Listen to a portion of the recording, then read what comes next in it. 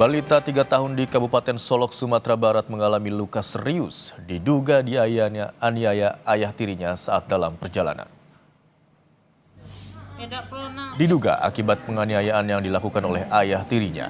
Kini anak yang masih berusia 3 tahun ini menjalani perawatan intensif di RSUD Arosuka, Kabupaten Solok, Provinsi Sumatera Barat.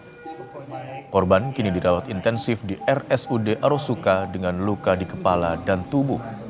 Peristiwa terjadi saat korban dalam perjalanan menggunakan bus menuju kampung halamannya. Berdasarkan keterangan ibu korban, pelaku melakukan tindakan kekerasan, berdalih tindakan tersebut dilakukan sebagai upaya mengobati anak dari pengaruh santet. Pemkab Solok berkoordinasi dengan Basnas untuk memberi bantuan dan memastikan penanganan medis maksimal. Sementara itu, polisi masih menyelidiki kasus ini.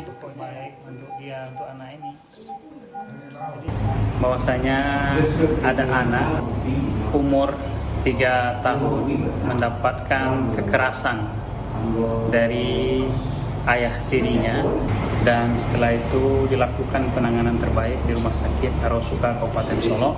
Telah ada laporan atau masyarakat yang melapor terkait dalam perkara KDRT, yaitunya kekerasan terhadap anak di bawah umur, yang mana laporan tersebut masyarakat tersebut telah melaporkan ke Polsek Pantai Cermin.